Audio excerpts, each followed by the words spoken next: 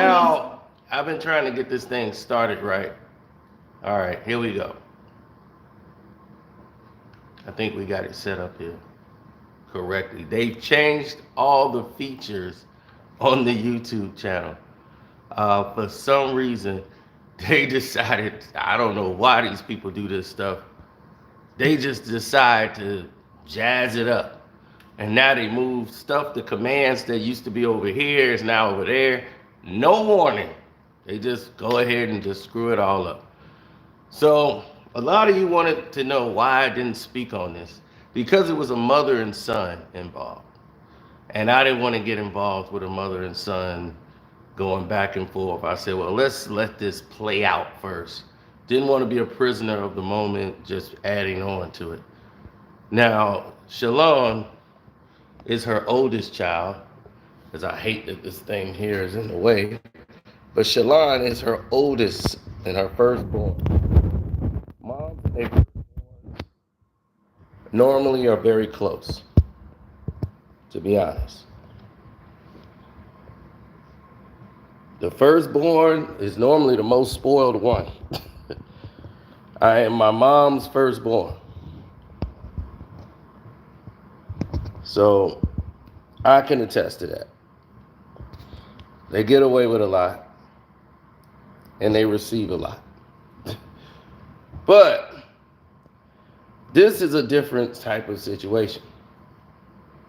Now, listening to the son actually speak, I wanted to listen to what they actually said instead of clips, because clips only tell you just a part of what happened and what was going on. So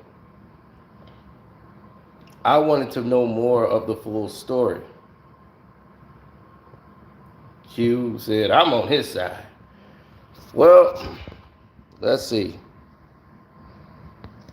You say you're on his side, Q, but I know you on everybody's side. You always pick the wrong side, Q.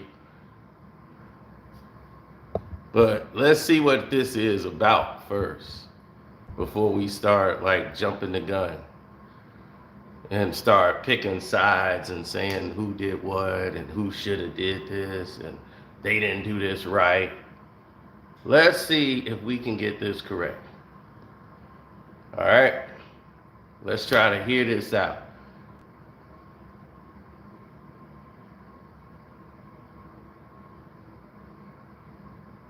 Because I want to hear what this guy actually said. So let's go with that. I am a stand-up comedian, Monique's oldest son. I guess I felt the need to make this video to just provide some context into this false narrative about her praying to the universe in order to reconcile our relationship or whatever the hell it is. I wrote it all down so that way I don't go all over the place and get emotional or anything like that. So I'm gonna talk like I'm reading a script, but it's just gonna help me kind of stay together. But to address the interview that she did, where she states that she prays to the universe in regards to reconciling our relationship, as I stated, is odd. My mother and I both know that that is a very false narrative, and I would like to free her of having to continue telling that lie. Faith without work is dead. Neither one of us cares to put forth any effort to reconcile with the other. We are separate, as she put it, because she doesn't care to be my mother any more than I care to be her son. Neither one of us has had the desire to reach out to the other in a very long time, and I don't think that either of us anticipates that feeling ever returning.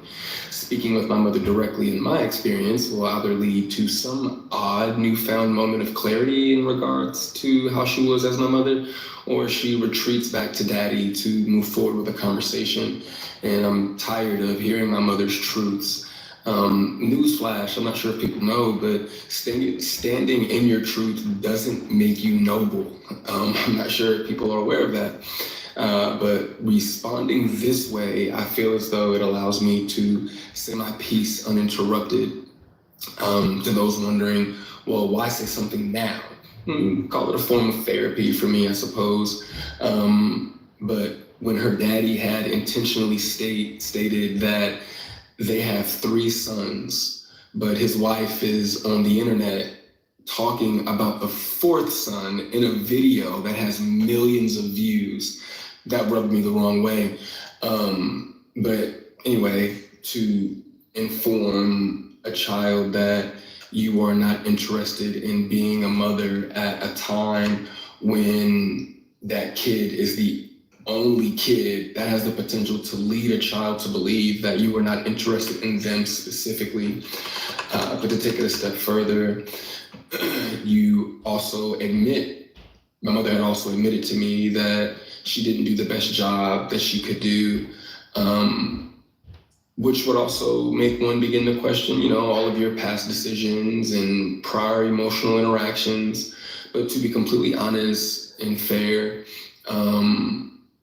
those were things that I was willing to get over. Nobody's perfect, we're all human, but my mother showed a clear lack of humility, compassion, consideration when taking any level of accountability for those things. My mother does a fantastic job of acknowledging a lot of things, but she doesn't take accountability very well, and anything that she may take true accountability for, it's only at her convenience, in my experience. But if I had to guess, though, her interest in being a mother probably started around the time that she married her daddy and had his children. But that interest, obviously seemed one-sided, and as it should have been. By that time, I'm in my late teens, so to some degree, the neglect becomes easier to hide or validate, I guess you could say. There are now 2 baby boys in the house, that require attention. But still during that time, however, I still watched her enjoy the love and admiration of total strangers more than my own. To this very day, my mother has never expressed to me when, if ever, she became interested in me as her son. That did lead me down a path of questioning my self-worth and struggling to understand the value of a mother in a child's life. In the interview, she also states that she gave me an apology, but an apology to a son from a mother that consciously showed no interest in him holds no weight.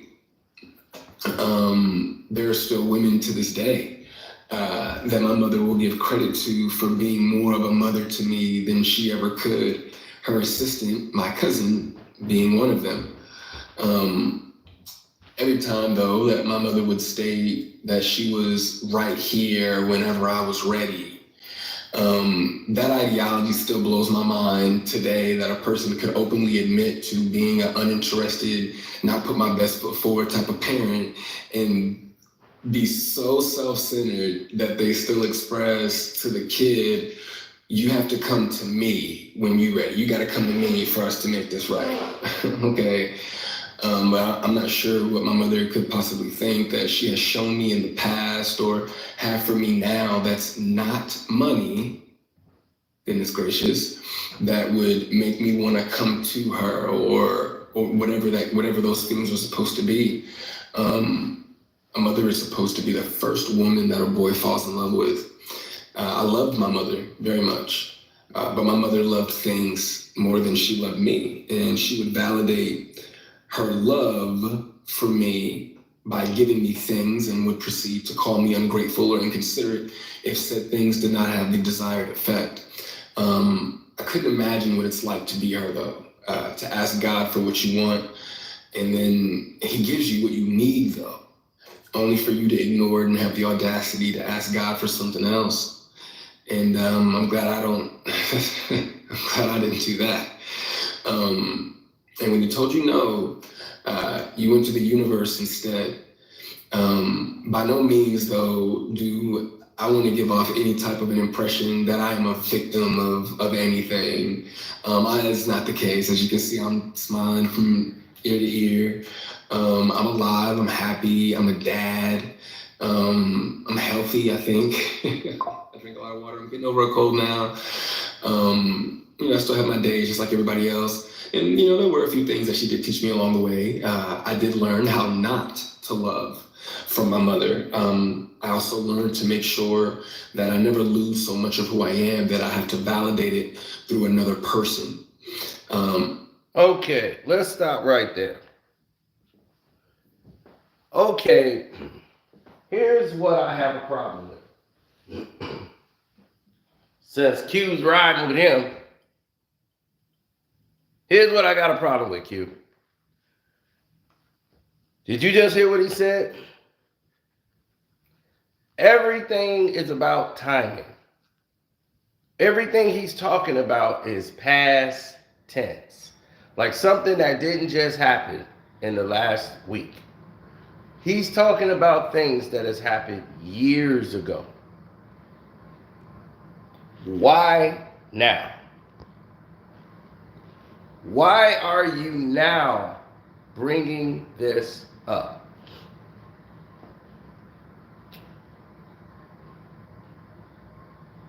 Why are we hearing about this now? Why are we hearing about this today? Oh, because she went viral on Shannon Sharp show. I mean, yeah, the Club Shay Shay. Oh, they've been talking about her on social media. She just did the stand-up show with Cat Williams. And your mom is doing well. And she's being talked about by all of these people. You are a stand-up comedian, as you stated, right? On your own, doing your own thing. So what would give you more attention now? Now it's time to mention I'm Monique's oldest son. Now you're using her name to boost yourself up so that people can see you and go to your show and promote you. So once again, you're using your mother for attention by saying, oh, my mom wasn't this and that, she wasn't this. You could have said this at any point in time within all of those years. You doing it right now. Oh no, I heard him say why now. He picked and chose a part of the conversation she said, and he said, oh no, that's what made me say it. No. The attention cue. The attention. It's always the attention. Don't fall for it. Everybody want to say, look at me, play victim without saying victim. That's the new culture now. I don't know when it's become cool to say you're a victim. But let's continue. Let's let this play out. Because it needs to play out in its fullest. Put yourself in his shoes. Are you kidding me? There's plenty of people that's been in his shoes. All right? I had to grow up alongside my mother, but I had my grandmother and everybody else around me. My dad wasn't around me. My dad was young. My dad was a teenager, and so was my mom.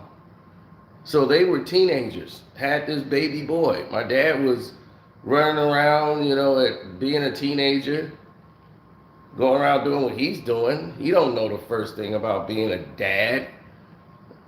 So my grandmother and grandma really was raising me while my mom went to school and worked, came home, and she was there with me and stuff. But my mom was still growing up. They were both teenagers. So they had to grow up and become adults as I'm growing.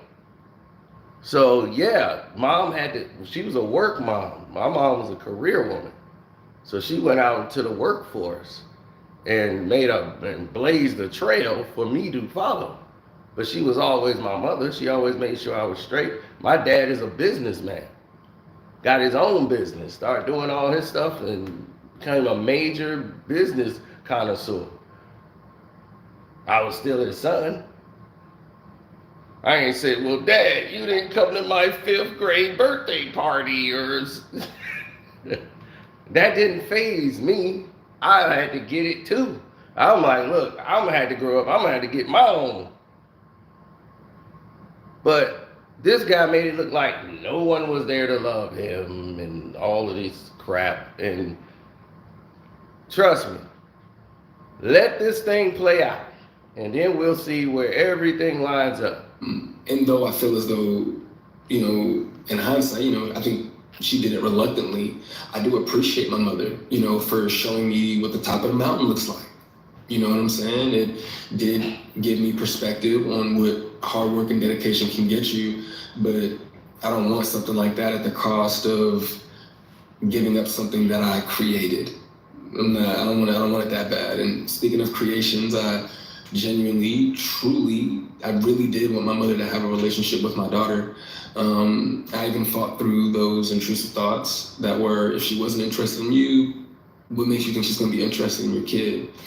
Um, but it took my mother no time at all to prove that those intrusive thoughts were correct.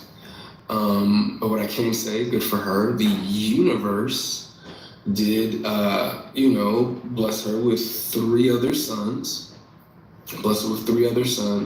and God willing, I'm sure that one of them, all three of them are adults now. So I'm sure that one of them, God willing, if not all three of them, will make her the grandmother that she wants to be. I still look forward, to that moment for her. But overall, when it comes to the boys, though, I am happy that whenever they do hear me talk, sorry, my phone did something weird, but whenever they hear me talk, they don't know what it is. They can't relate to what it is that I'm saying. My experience with my mother is not their experience with our mother. So my prayer for her and them is that they continue to see her the way that they see her now. I do also want to make sure that I say thank you to my mother for giving me life. Without that moment in time, I wouldn't have had my little one. But outside of that moment, there isn't anything that either of us has to offer the other. In my opinion, it's a waste of God's time and the universe's time for praying for something that you were not willing to put forth any effort to obtain. Putting the work into becoming Monique is more important to my mother than being my mother. And I do not believe that it was never about her being there and waiting for me, but it was supposed to be about me being there and waiting for her. My mother's value had reached such a low point in my life that I no longer found it necessary to either want to wait for her or even go to her.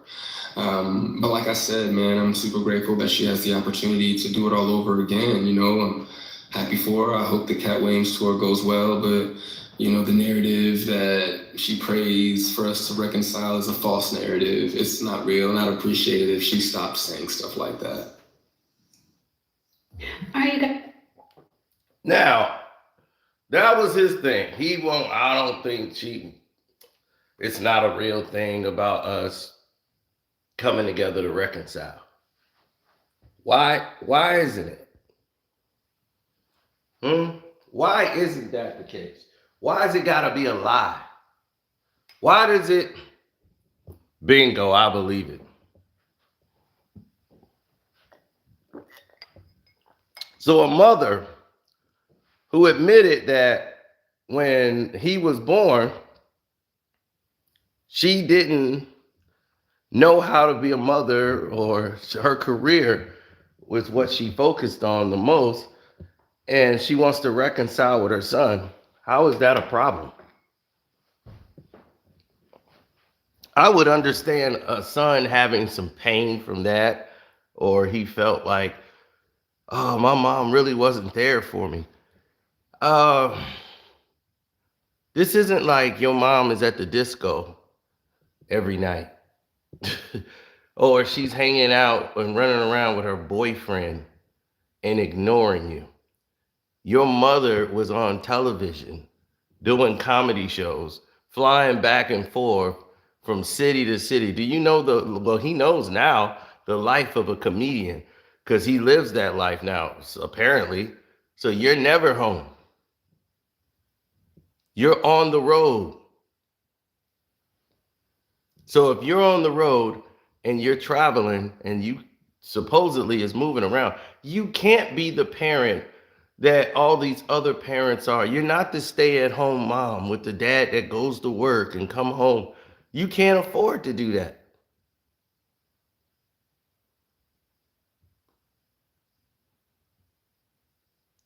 Somebody else has to be there while she go out and earn the money and earn the living. And her focus was to be the biggest star in the world at that point. And she admitted that. Like, at that point, I wasn't the mom he probably would, that I would want to be to him, but that was why. So, I mean, at this point, as an adult, now, first of all, we're talking about a man who's in his 30s, okay? 30s. Let that sink in. But before we get to that, let's listen to what Monique had to say. We just wait for y'all to come on in the room.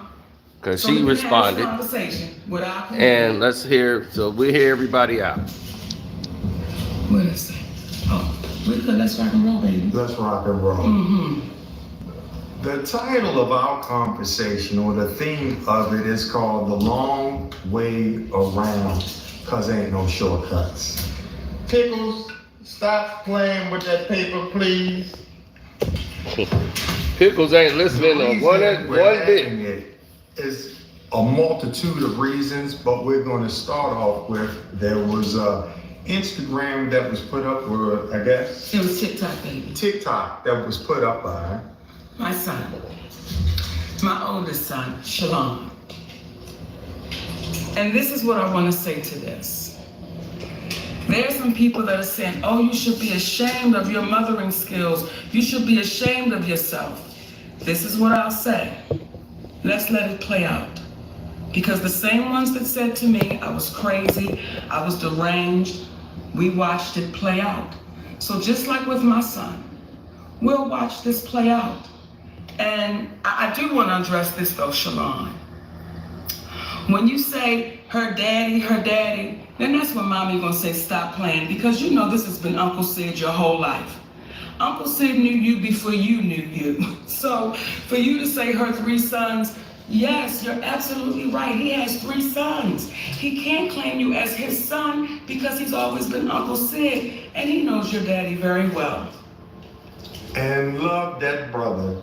And the irony of all of this is not what is said, but what's left off. Yes. See, you're leaving off the fact that the last time we laid eyes on you, your mother got you everything you needed for the newborn baby about 3 years ago. You're forgetting about how I, from Georgia, am talking you through getting your car after we gave you the half the down payment for it. And you were 31 years of age, 32 years of age at that point. And I'm negotiating the deal with the dealer for you as you sit there. And you have the vehicle you're driving right now because of your mother. These are the things that you're leaving out when you're expressing what you're expressing in reference to your mother. You're not expressing the relationship that you have with your father, where you spoke ill to him, not to mention spoke ill to your mother, but somehow your mother and father and I all have a loving relationship and communicate back and forth because of the love that we have for you. The one thing these individuals, and to the individuals out here that oftentimes speak after they've heard one side of the story, there's an old saying, believe half of what you see and none of what it is that you hear. Please don't take our word for it, but what we will convey is this. Those who are parents and have raised their parents up to being adults. The children. Raise their children up to be adults. Right on. Those who are parents that raise their children into adulthood know that there comes a time and a place in which they determine their own decisions, their own path. You can have multiple children that are raised in one house, but they act and they take on different things. The reason why it was so important for us to entertain these conversations that we typically have privately, or that we're influenced to have privately amongst the people in our community, is because we need to stop being embarrassed about being human beings and about being Black human beings. You will oftentimes hear us saying we are embarrassing ourselves in front of Them. Who is them? Who are they? Because when you hear someone articulate these things, that is the slave's mentality. It makes us believe that we as black people need to conduct ourselves with dignity because white people are watching. You should conduct yourself with dignity because the spirit of you is watching. Come on. But we need to have these conversations out loud and taboo because we have a finite period of time together here on this earth. You will travel through infinity with the spirit that you have all alone, and you will not remember the ridicule that you receive, but you will be judging yourself. You will be determining for the rest of your life which way that you go as you have thus far. So this conversation is about speaking directly to what situations are. And many people oftentimes, when they are presented with an issue, they stay quiet, they hide, they disappear. And what we're saying is that's not who we are, because what you cannot do is you cannot trick an honest person. Come on. You can demean, you can say whatever you want to say about them negatively, but what will happen is truth has a way of standing the test of time. I forgot to have my phone to read the last text message that I gave to you, Shalon, where I told you about the understanding of how you are speaking to a woman and how you as a man and how you perceive things may be completely different from how your wife, how your mother, how your sister, how your daughter will look at things. And when you learn how to communicate a little bit better, then things will happen a little bit better.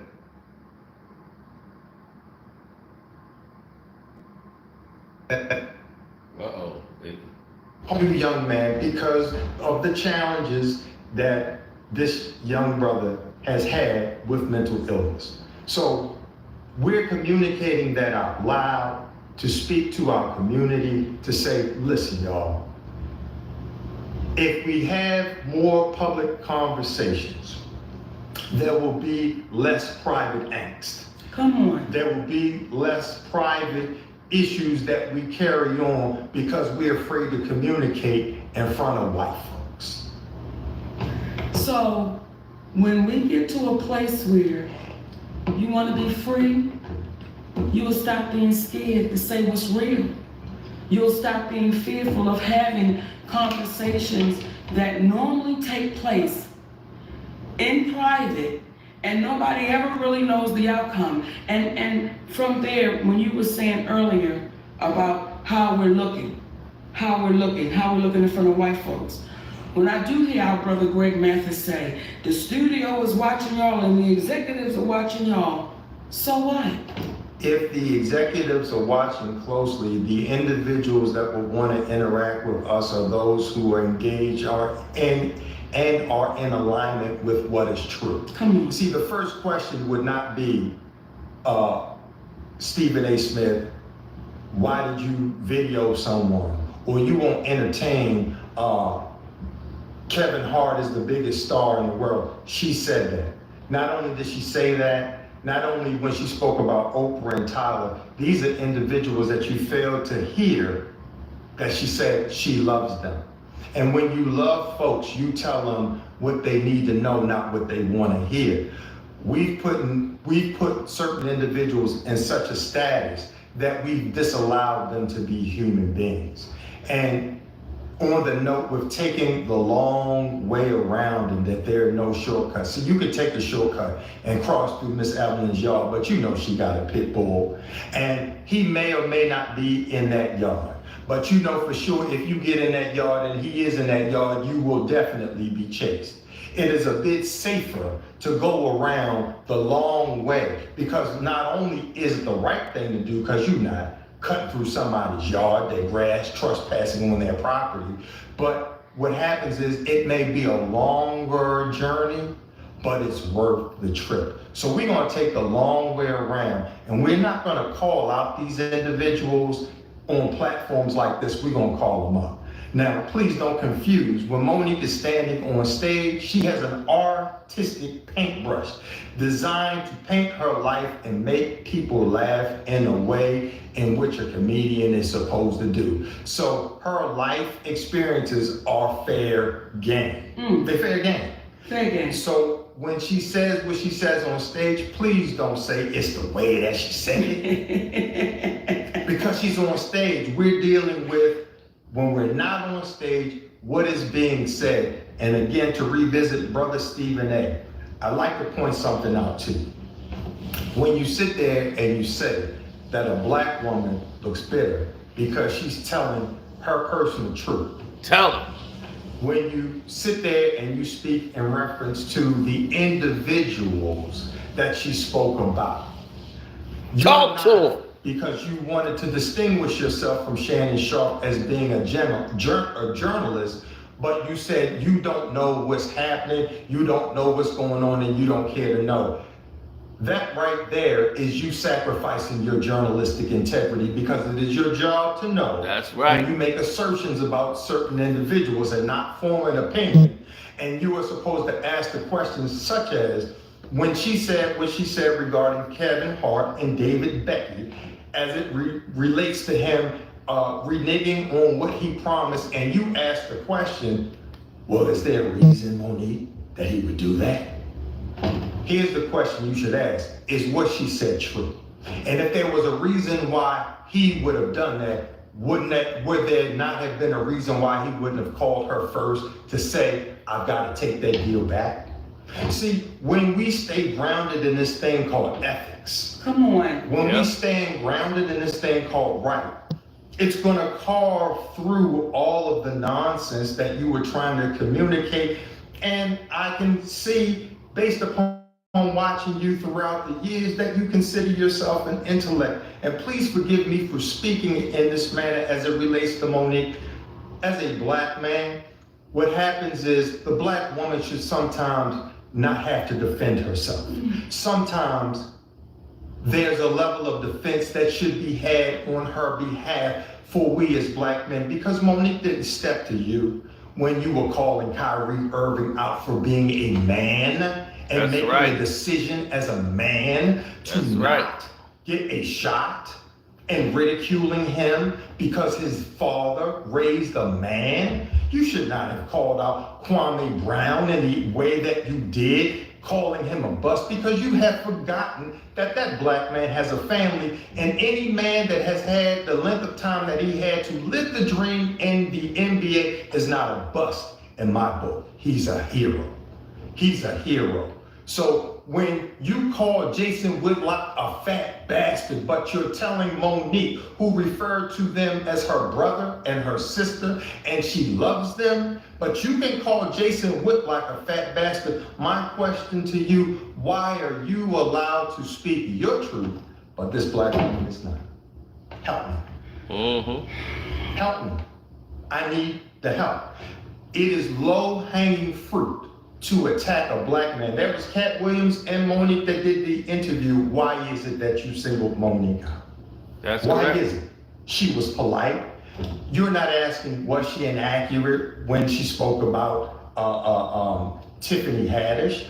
Though there's nothing but love. There's nothing but love. The irony is that our sister Tiffany Haddish went to GQ magazine to say, I'm glad I don't have that husband of hers, for standing for Monique and standing with Monique when we were talking about pay inequality, only for her to turn around and speak about the pay inequality. See, we will succumb to what it is that we support when what we support is wrong. Yep. You know, if I may say this to you, Stephen A. Smith, what you said when you said I'm bitter and my light don't shine no more, what you said to black women without saying it was, be quiet. Yep. Be seen and not heard. And if you have a black woman in your life, and I believe I saw you in a picture with your beautiful queen, Are you encouraging her through your message about what you said to Monique, that you were in support of her, voicing her concerns when being mistreated? Or are you encouraging her and other black women? I don't know if you have children, but if you have a daughter, because I've heard you speak with a great deal of reverence for your mother and for your sister. You should talk to them and ask them, have they been encouraged in this life to speak their truth or discouraged about speaking their truth? And I'm gonna see it on stage. Yeah, again, gotta see you on stage, but this is the off the stage conversation to let y'all know that the people that we discuss, again, we want to reiterate Oprah, Tyler, and I'll stand there for a moment. As we come before you feeling free to discuss anything that is said about us, whereby it's made to appear like we've done something wrong, if we are giving people the impression that we are perfect, I want to make it clear right now, we are not. So as imperfect people, we have no inhibitions about giving an apology when you owe it to somebody. Have no indignations, no problems, no apprehensions, but we must ask ourselves, how can individuals like Tyler Perry, who said that Monique was difficult, and indict her as difficult in the business, okay, lose parts? How can she come to court to stand trial to defend her position under the light of the court of public opinion, but the very one who accused her, he stays hidden? Why would that be? Why would that be? Mother Oprah, Lord of the master classes, okay? The one who is now, aren't they getting ready to give some sort of talk in reference to, what was it? I know part of it was forgiveness. Oh, yeah, her and Tyler. It was like a D word. It was, I forgot, and forgiveness. What you may want to give a seminar about is how not to just forgive, but how to ask for forgiveness. See, we're not dealing with the Pythagorean theory. This is not A plus B squared, A squared plus B squared equals C squared. This is nothing challenging. This is very simplistic. If you were comfortable, Oprah Winfrey, going on the CBS morning show saying that if we make Harvey Weinstein the center point of sexual assault, we're missing the boat. And you like to look in the silver cloud as it relates to that. Or you having a documentary on our brother Michael Jackson after he was found not guilty in the court of public opinion. But you want to do a documentary on him. But you don't want to speak up for a black woman who you know, based upon all your business endeavors, that when you do not have a contract with someone, you do not owe them anything, but you allow that to ride. And again, we make it a habit of not just calling up what is wrong, but what's right. See, there was a woman named Barbara Walters. She had to address the public because there was a rumor that Monique was difficult to interview with. That woman could have been a proud graduate or student from the Oprah Winfrey School of Duck and Dodge. I'm not going to face things publicly and not said a word, but instead, what did she do? She came out immediately and said that is a lie. She was wonderful to work with and the whole nine. Brother Tyler Perry, listen, you can't put the toothpaste back in the tube. The world is listening to you tell Monique that you were wrong for doing something. You were wrong for telling others that she was difficult for not essentially committing an act of slavery. Come on. You play the role of Medea, a big, black, strong woman. Okay, that's the role you play. Okay, because apparently there's a level of appreciation you have for that black woman who's willing to speak truth to power. Well, now You're talking about another big black woman that has to speak truth to the power named Tyler Perry. Brother, the light, this is the red roof in intellectually, because we're going to leave the light on for you. You don't understand the magnitude of how you can help heal the community by showing them you too are a human being. We're going to treat everyone like a human being because we love you enough. Come on. We love you enough and want you. What was that movie, Cadillac Records? Yes. There was a scene in there in which our brother, one of the greatest actors on the planet, Jeffrey Wright, Yes. was confronted by the character named Wolf. Yes. And he said, I'm getting tired of you acting like you acting towards that white man. I want to see you have the privilege of being a man in and of yourself. We want to see you have the privilege, Brother Tyler, of showing the world that you are a good dude. And I believe deep down you are. But the embarrassment from the audio where you say, y'all got it too hot out here, but you go to churches. When would Jesus think the right time was to go out and say I was wrong? Would it be when I promote my next movie and the heat continues? Would he wait until it's not hot out here? Or would he want his humble servants, as you claim to be, to the moment you identify that you were wrong, this is the moment we need to identify that I am wrong. Why have you not done that? That was in 2016. And I'm not going to speak belligerent to anyone because that is not alignment. That is not in alignment spiritually with me, with the universe. And what we're communicating today, this is not designed for everyone to appreciate. If you are vibrationally connected to what is right, the person who does wrong does not matter because wrong is wrong and right is right. And Brother Stephen A., the way in which you communicated, that's a great way to potentially be in alignment with the right people, but you're not in alignment with what is right. And man, woo, he is cooking, ain't he? That dude is cooking. I don't care what y'all talking about in this chat. You see, the reason why the most of y'all are saying that in that chat is because you have never had to be strong black men. Unfortunately, you've never had to defend somebody. You never had to stand up for something. That's a husband standing up for his wife against all of this atrocities. A man's job is to protect. That's their job. They're the only ones that are required to provide and protect. That is a husband's job. That is your job. That as a husband, but because of the way you've been programmed by television, by movies, by everything going on around you, the woman's supposed to lead you. She can do everything a man can do. Now let's go back to the son. Now we've just learned some key things here about the son, right? They gave the son money. Right? So the son got money.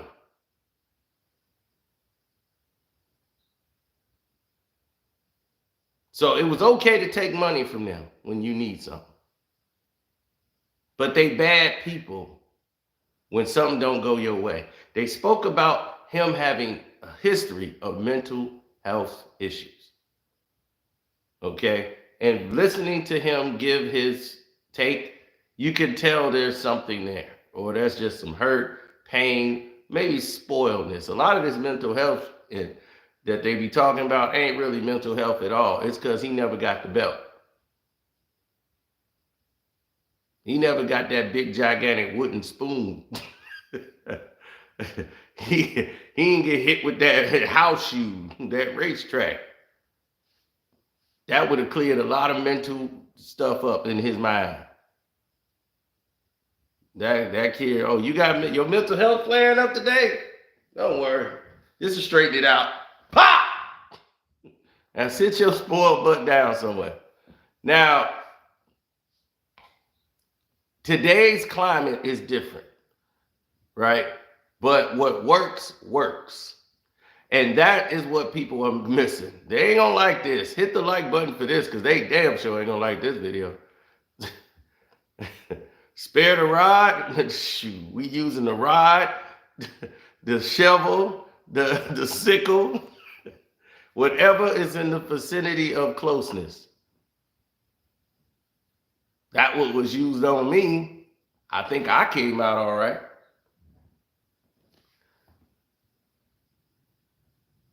So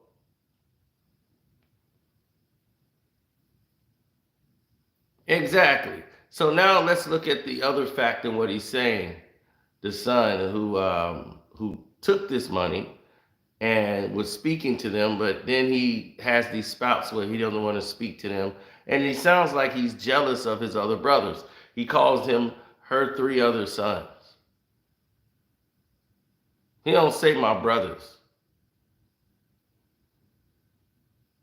And why do you call out your mother and never mention anything about your father, who you don't talk to either? But you made it clear not to mention him. You didn't have just one parent, you had 2. So why are you not talking about your father? You see what I'm saying? There's so many key things that you pick up on, because your father don't have a career like your mama. So we gonna talk about my mama, because now I went from 25 subs to like I got like 15 and like 1,000 and 1,200 thousand or whatever subs now, talking about my mama. So what I'm gonna do now? I'm gonna keep talking about my mama now. Now y'all can come see me do my stand-up. They don't realize that this will die out. Then what you gonna do? You're gonna have to talk about mama again.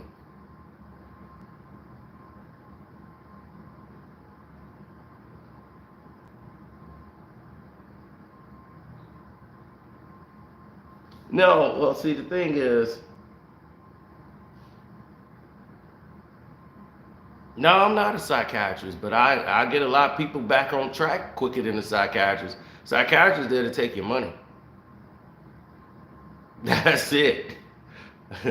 They tell you stuff you already know and take your money and say, come back next week. They don't cure you. You need them for the rest of your life. And they punch you out on the clock. And then I'm having all these dark spells, and then she said this, and time. Let's put a plug in that right there. Your next appointment is Wednesday at 3:30. We'll pick it up there. If something new happens, we'll bring that in too. The psychiatrist be sitting there doodling, drawing. You got that down? Yeah, I do. Well, what do you think? Well, I think first, you should start drinking.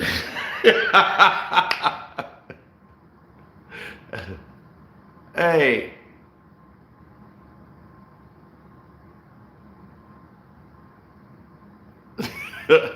Man, look, right. Life is pain.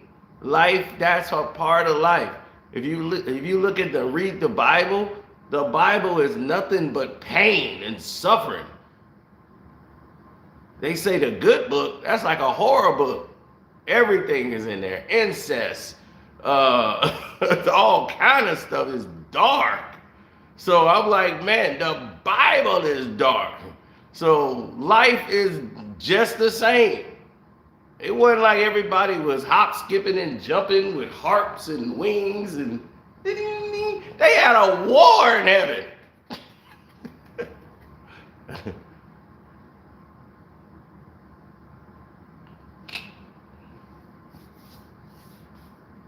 So a lot of things are done at the expense of others.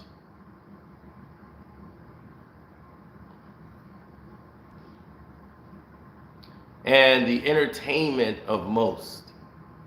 But what we're seeing here, and it's all played out, and it's hubris, is the fact that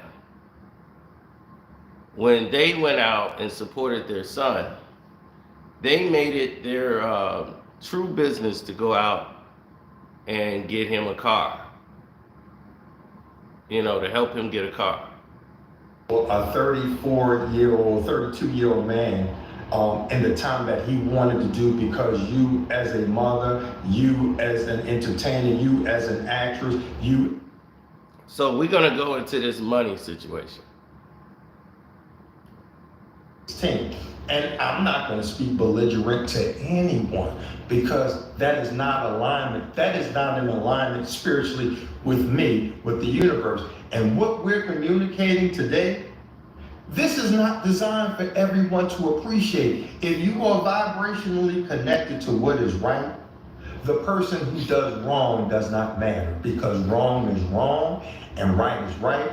And Brother Stephen A., the way in which you communicated, that's a great way to potentially be in alignment with the right people, but you're not in alignment with what is right. Woo!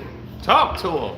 And I want to say this to the younger generation. That's y'all. Brother Greg, when you say the younger generation is watching, we want them to.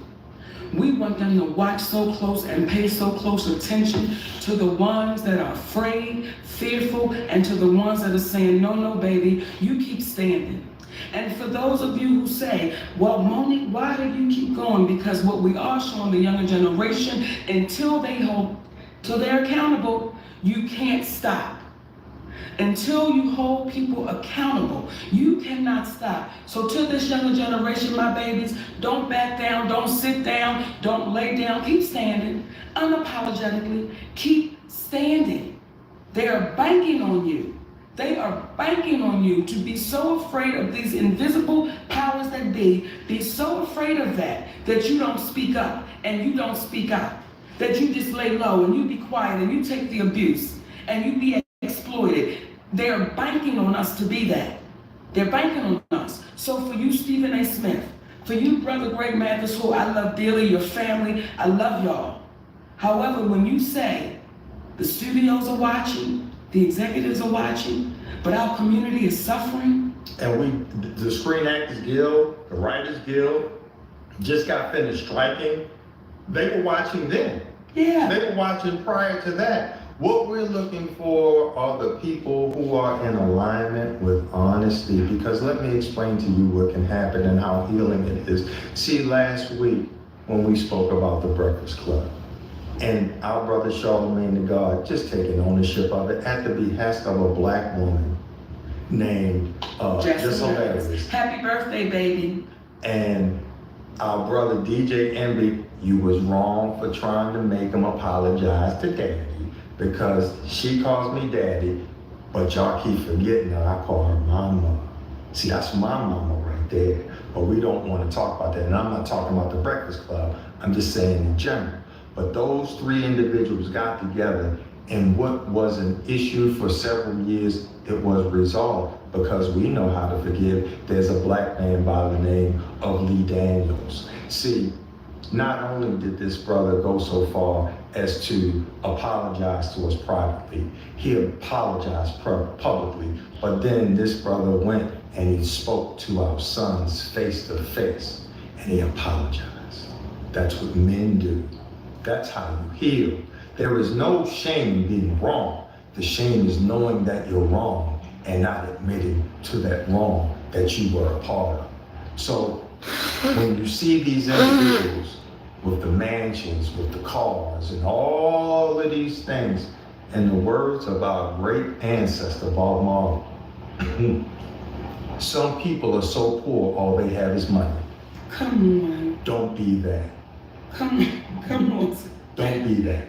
I'm sorry to be chuckling. When I hear you, when I hear my son, when I hear you, Shalon, talk about money and stuff, it's like, baby, as I told you when you were younger, I told you as a man, don't let nobody introduce you to me. You know who your mama is. And when folks speak in reference to calling your seed, sometimes, especially when your seed decided to call things off with you because you didn't move for a 34-year-old, 32-year-old man in the time that he wanted to do, because you as a mother, you as an entertainer, you as an actress, you as a grandmother, you as a wife,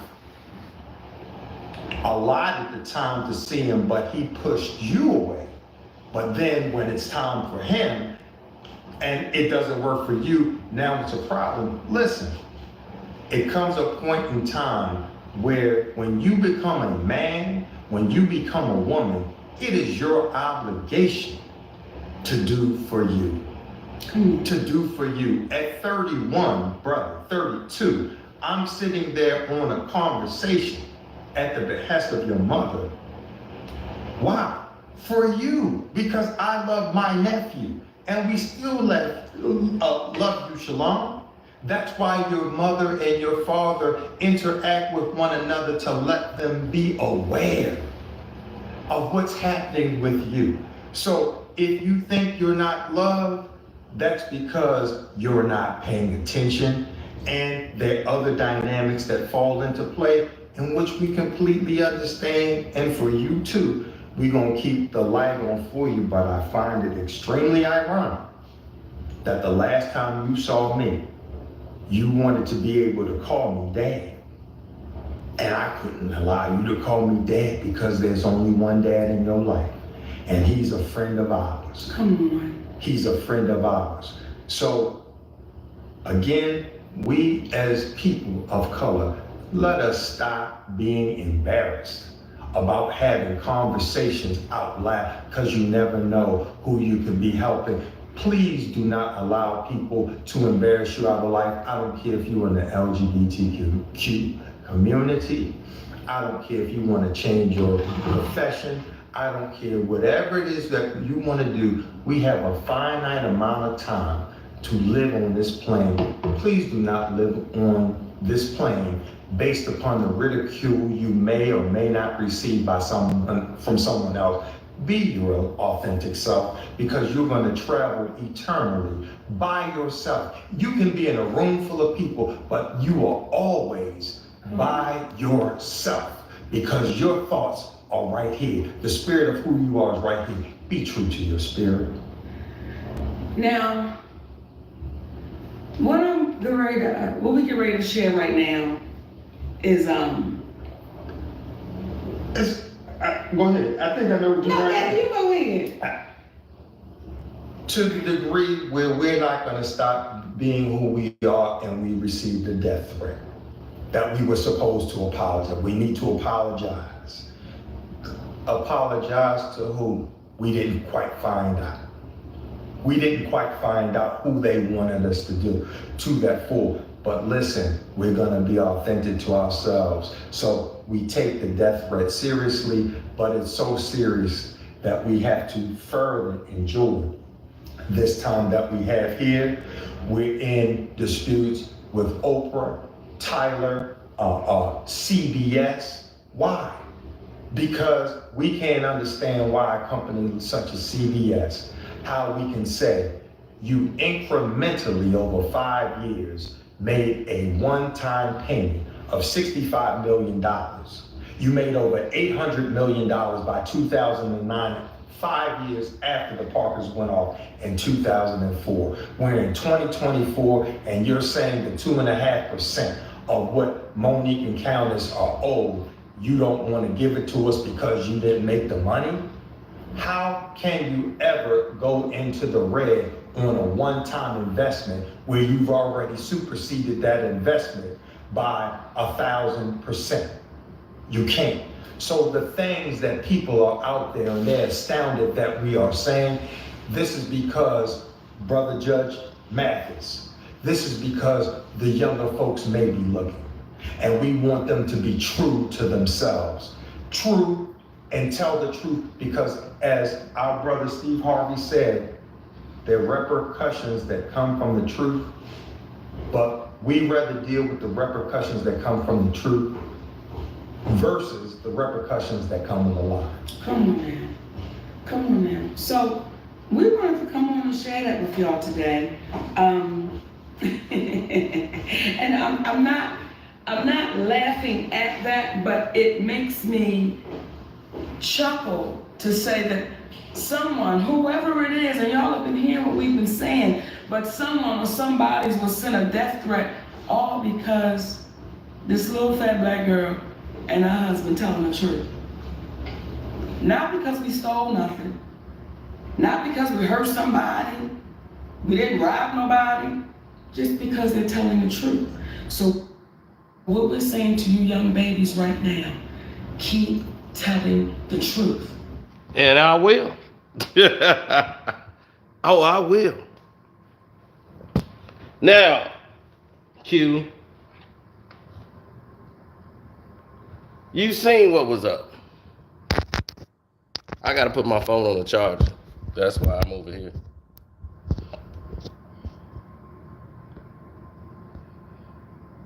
Phone was dying. It was on his last leg. It done ran on his last run.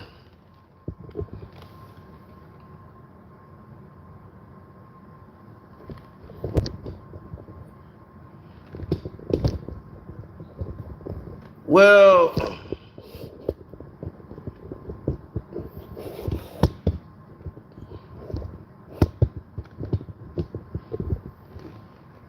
looking at the scenarios, you start to see there.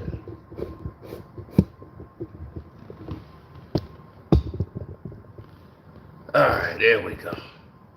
You start to see what they were talking about, and you start to reiterate some of the things that you've learned.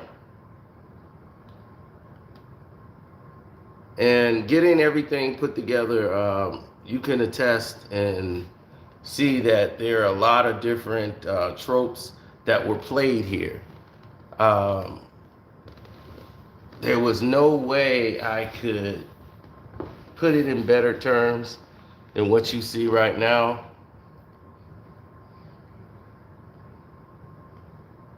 And what you're able to watch and witness was people who've been victimized actually fight back with the truth, but people omit the truth. People on this chat have omitted the truth, some of you. I'm listening and reading the chat as it's going along. And you know what I hear people saying? Oh, they confused. They devils. Some people said they were devils. Some people said he's a manipulator. That guy there, he's corrupt. She needs another manager. It was all this craziness in this, just in this chat. It's been nuts. I've been sitting here reading it. Thank you for everybody who super chatted too. I appreciate that. Even the fake Dame Dash guy. Hit the like button. That counts. But what's even more crazy is they've never seen a man stand up for a black woman in a long time. A black man standing up for his black wife. You know, it's just, that's like an anomaly now. Like back in the 70s, that's the norm. But you don't see that nowadays. That's frowned upon. Hell, television, you won't even see a black man with a black wife on TV. They don't even want to do that. And if they do, the woman is bossing him around. She the boss. They don't want to see a black woman that is treating her husband like a king and honoring him. Oh no, that goes against status quo. But you've seen a lot of households that they say the man is the head of the house.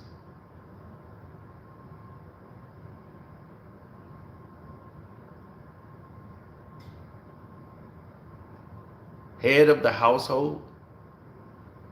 And once you demasculate a man from being a man and you just try to make him one of your children or, you know, treat him as such, he's going to resent that.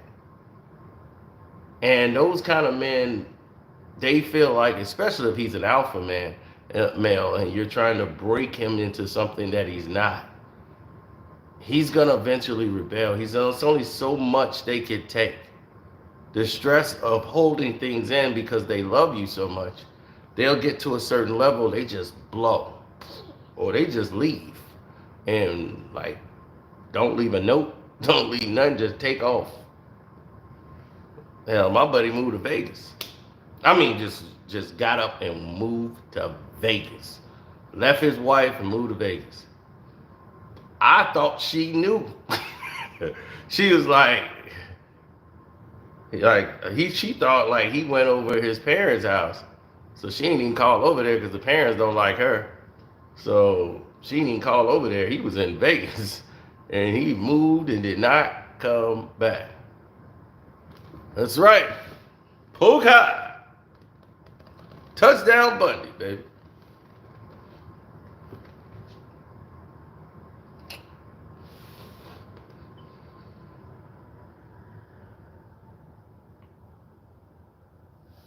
They said, of course, he gonna take the money. Of course, he took the money.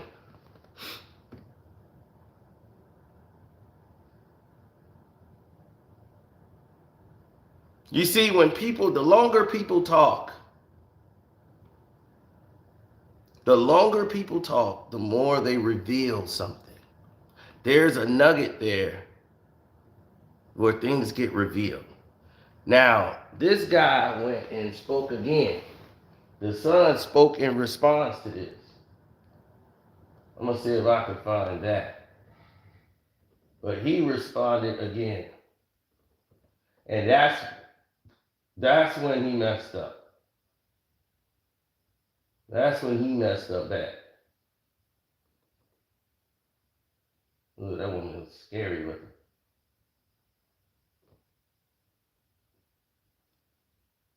All right, let's see something here.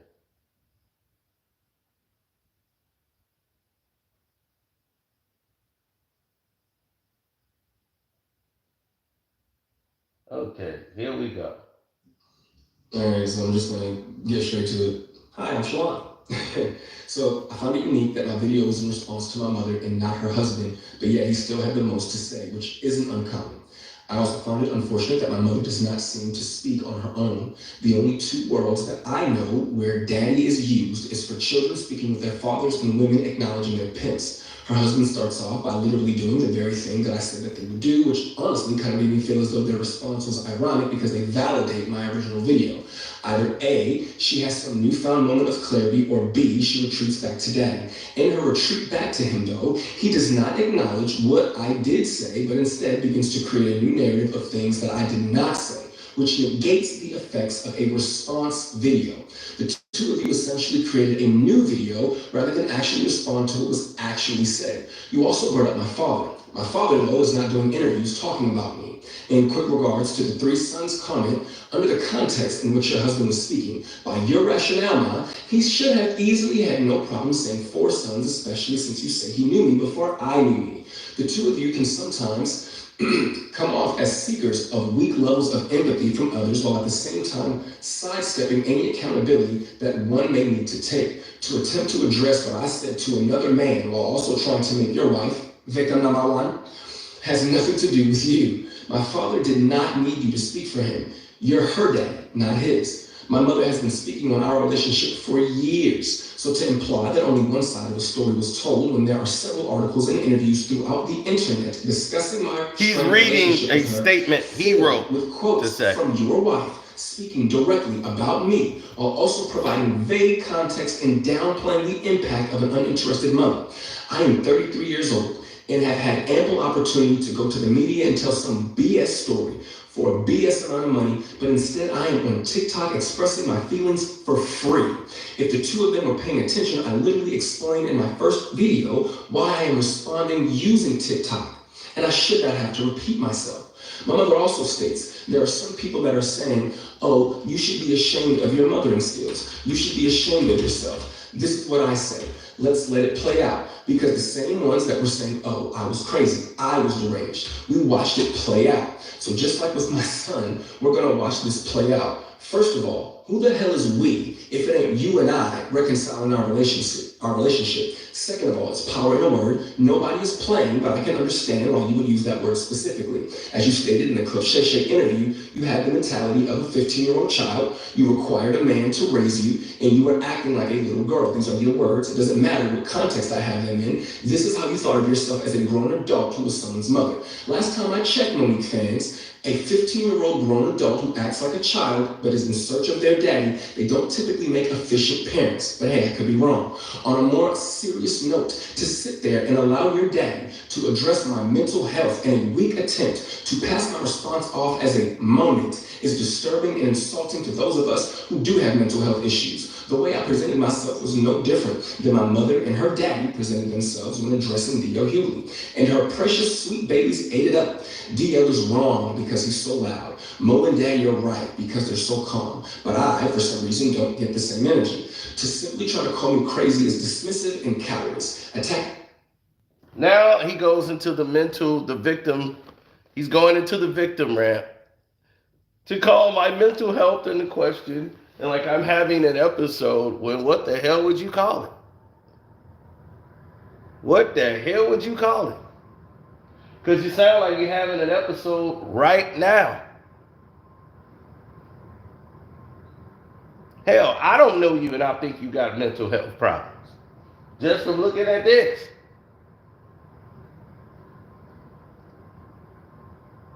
He's right so far. Okay, Q, I know you like the bag. You like the Titanic. When the boat going down, you gonna be, no, this thing gonna come back up. Don't worry. Y'all getting off too early. No, it's gonna settle down. Then it's gonna float back up. Everybody jumping off the boat. Q gonna be on the boat. It's gonna come back. Q going down with the ship. Q is going down with the ship. Q Lee is in there going down with the ship. He ain't care.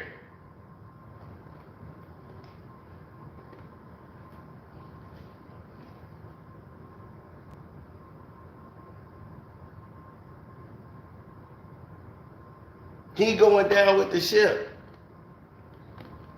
Now, let's listen why he's crying and all this stuff. Talking about why he didn't mention his daddy and all that.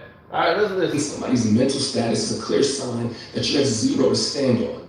Furthermore, what kind of person still has a text message from their wife's son that is over 2 years old, still in their phone, saved, just for the purpose of re-showing it to him?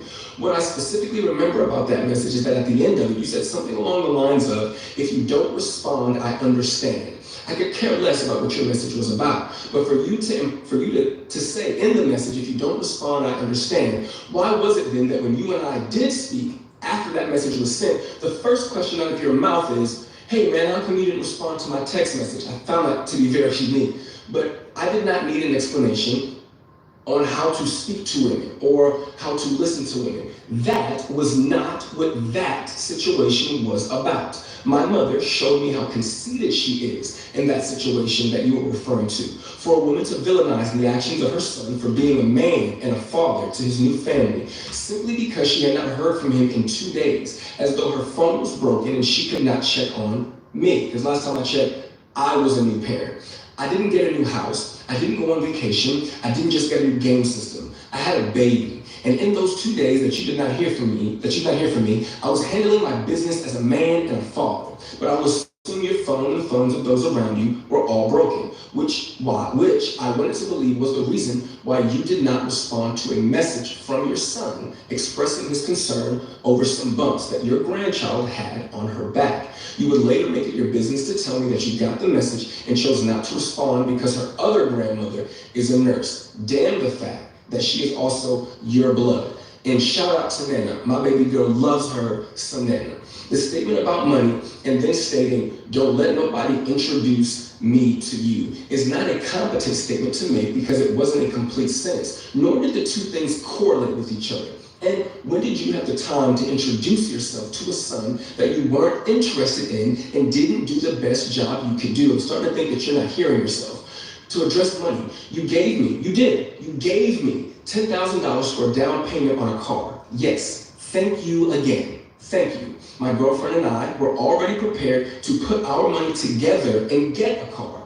You and your husband called us one day and stated that y'all were going to give us $5,000 for a down payment. We said, okay. You then called us back a day or two later and stated that you would be giving us $10,000 for a down payment on the car. You and him made the conscious choice to give us that money. We did not ask you for anything, but this is an example of a rich person doing something for you, and because, an example of a rich person doing something for you because they want to do it for you.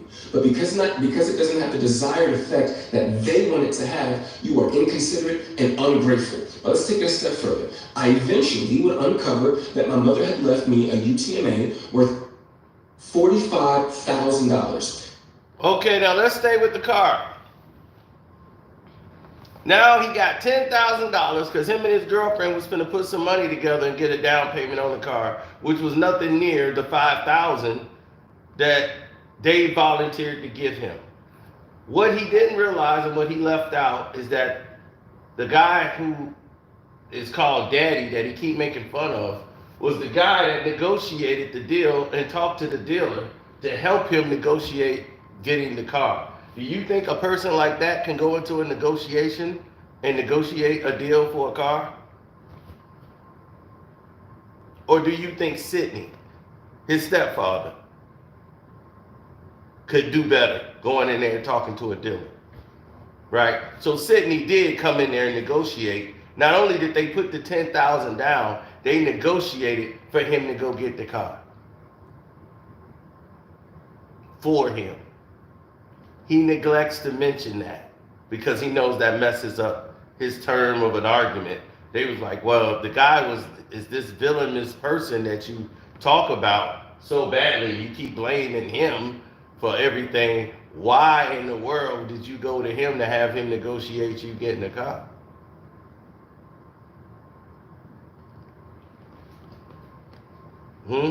Why would you go do that? So now he's saying, well, y'all gifted us the money. Thank you. Well, why would you take the money if these are people you don't like? You want nothing to do with. I ain't talking to y'all in years. Why are you taking the money? But she's such a bad mother, she did this. You never brought that account to my attention. You claim it was because you forgot that you even set it up in the first place, which validates my original point. Who forgets that they invested $45,000 into a child that at that time was the only child? When I was homeless and I called you to help me figure out how to access the account, you said, Shalon, I don't even know what you're talking about, and if I did, why do you think I would help you? After finding out from the Georgia Department of Revenue that they had been sending me mail to 3 separate Georgia addresses, all of which I lived at with you at some point or another. For the life of me, I can't grasp how those letters managed to slip by so many people at 3 different locations. I did, however, eventually get access to the money in the brokerage account that you had set up for me with Morgan Stanley. To be fair, what you put together for me was amazing, especially had I let it sit for a year or two, which made it bittersweet that you wouldn't have wanted to help or even educate me on how to manage what I had. My blowing through that money is all on me, and I have to take my accountability for that, and it's a lesson learned. So, the mother who was no good, Q, the mama who was so bad, gave this boy $10,000, negotiated a car. He had over $45,000 put up into a fund that was worth way more when he actually received the money. She put that $45,000 up when he was a kid. Of course she forgot about it. She ain't had to do it no more. She put that into a fund for him when he was a kid. Now that he's grown and he was homeless because of what all the things he been doing, he don't want to grow up. When you in your 30s and you crying about mama, there's a problem. Either she don't want you to grow up and be her little baby forever, which just ruins you, or you got a failure to launch. And you use excuses as the reason as to why you can't function. And that is exactly what I'm hearing here. Mental health. That is the reason why I can't do this. You done had all this money and blew through all the money. Now that all the money gone, now you want to start talking about Monique to get some publicity. Why are you a stand-up comedian? Why are you a stand-up comedian now? It obviously was what separated you and your mother from each other. Why would you go into that profession? Why would you go into the same profession that basically took your mother away from you, and she was chasing the fame and the stardom? Now that you got a child, a girlfriend, you're going to go into the same profession that would take you away, and you'll do the same thing to your child.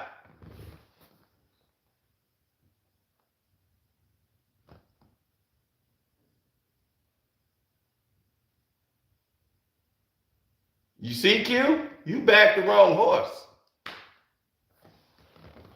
Once he said he blew through the money and he had to take all responsibility for it, it's all over. I ain't got to hear nothing else. It's done.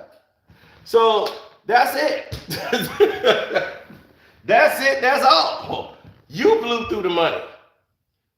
It was you that chose you to. You built that maze you can't get through. I tried to help you all I can. Now I can't do nothing for you, man. I can't do nothing for you, man. You need that money for what? I wish my mom would have put a fund up for me like that. Ooh, wait. I wouldn't have blew through all that money. I tell you that. It'd have been years before I blew through all that kind of money.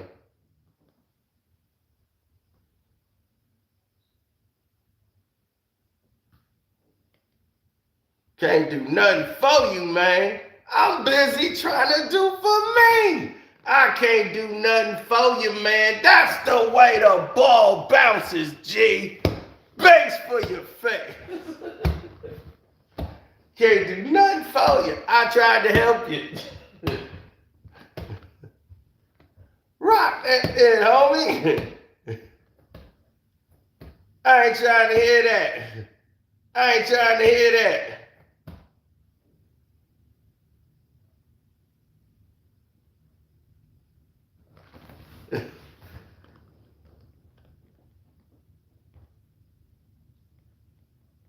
Yeah, these spoiled kids. He grew up getting gifts. His mom was buying him everything, took him on red carpets and everything. So his thing was he was spoiled. She replaced money and gifts and video games and toys and all this stuff. He had it all. He acted like he was thrown in a dungeon in an alley somewhere and they was sliding a tray on the ground and he's eating with his fingers. Dog, you did that once you became an adult and started doing the things you were doing. She's not even telling what the whole story is. She didn't tell how you became homeless. You didn't want to go through that.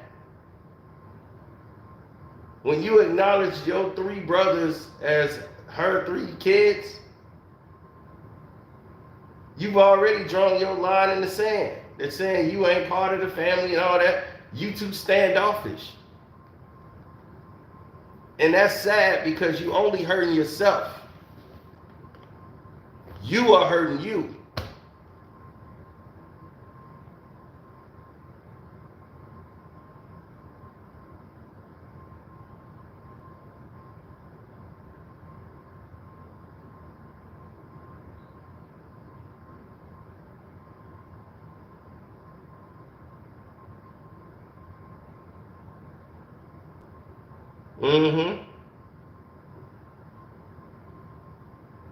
Jimmy Hoffa is somewhere right now floating around in ashes. He is ashes to ashes, dust to dust. That's what Jimmy Hoffa is.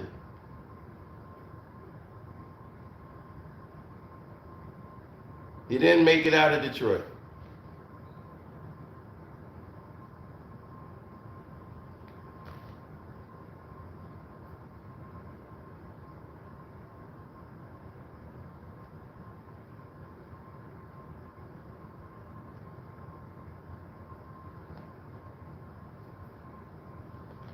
Well, see, that's the thing. Everybody thinks because you're a celebrity, everything you did in your life, they're real people too. They're human beings. Y'all put people on pedestals.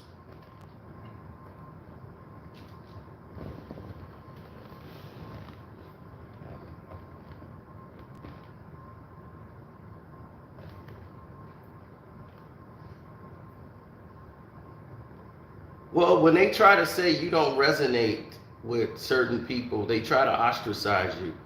We generate $1 trillion in revenue. Black people, I want you to realize this. African Americans generate $1 trillion in revenue per year. Let me reiterate this to you. Black people, listen, know your worth. You generate $1 trillion of revenue every year. $1 trillion.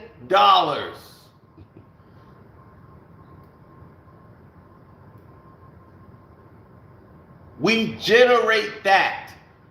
That's why they market to you the most.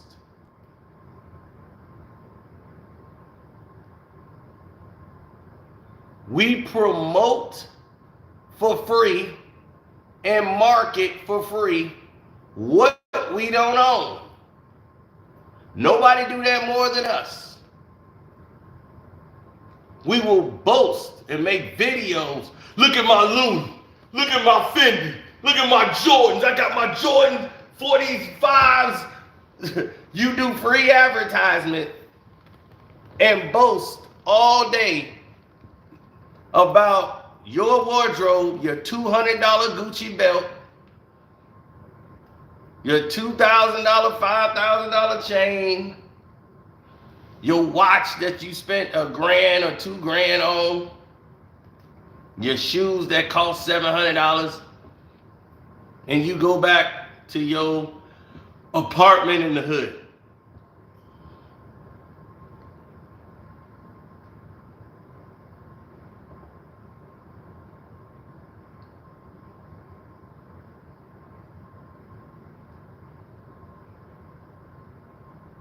Now,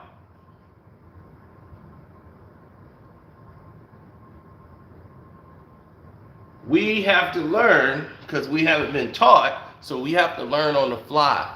But we don't try to get in the game. We don't try to change the narratives. We're rolling with the same old, same old. Get rich quick schemes. You gotta get out of that get rich quick scheme mentality. That's what's gonna hold you back. That's what's gonna keep you in the same spot, not moving forward. I gotta get rich quick. Come on, money. Come on, money. I need it. Come on, money. I need you, money. It's not gonna help. When you're young, because you haven't been taught, yeah, these things will happen to you. The reason why this don't happen to a lot of white folks is because a lot of them were taught. A lot of them who still weren't taught, they had economic classes. See, they didn't teach economics in the hood.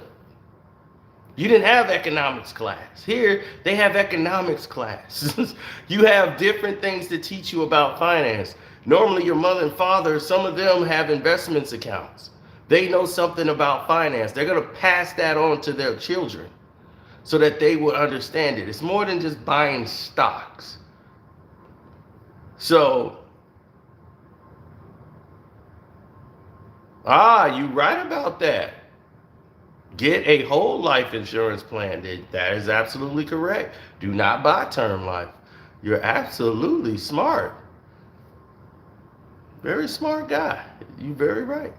Buy a whole life insurance. Do not get term life. Because a whole life insurance plan, you can use that. You can get leverages off that. You can get loans off of it. You could take the money out. You can move stuff around. Somebody's been listening to me, okay.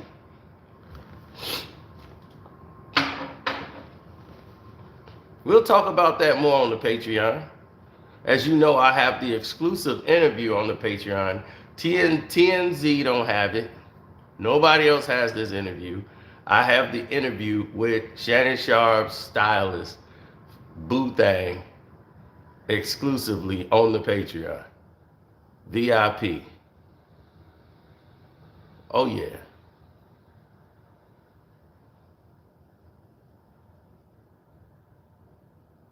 $1 trillion is a lot, sir, of generated revenue. If you sit there and say $1 trillion of generated revenue, if somebody generates that kind of revenue, you obviously don't own a business, sir. Because if you actually know that is a lot. Yep. Old Boo Thang. We got the exclusive interview with Boo Thang on the Patreon. You don't want to miss that.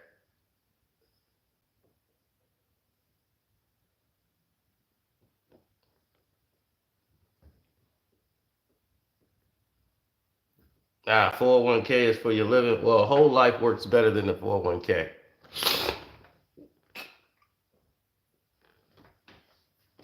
Whole life insurance will cover you for your life and shoot, after death, actually. You'll be straight. Because when you go, your family will be taken care of. Now, a term life, you can't do nothing. You got to just ride that out till you go. Whatever money you put in there, you can't take it out. It's gone.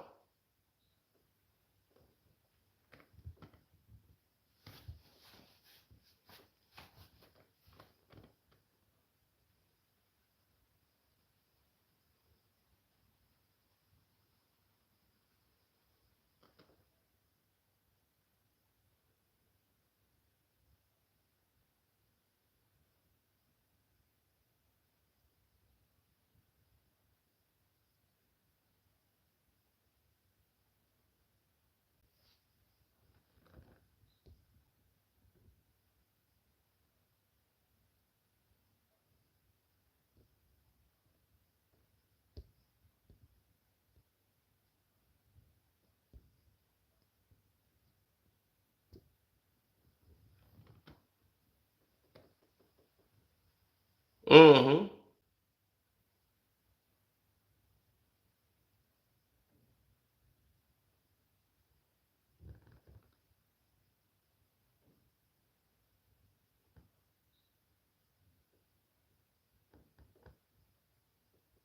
Exactly. So we always try to stay in the light instead of outside of the light. We try to stay with reality. So on that note, I'm gonna get up out of here and let my phone charge because it's probably not gonna charge as long as I'm live. They've done so much new stuff here and it's got everything messed up. But shouts out to Kwame Brown Bus Life, Mondo Black TV, welcome to HDII TV, Jag Sports with Jose Rodriguez, Ticket TV, Dreamers Pro, MREC TV. I mean, some of everybody, man. Thank you guys. Hopefully you guys who are new here, subscribe. We're going to talk more about the whole life and term life. We'll do that on the Patreon. But I'm going to get up out of here.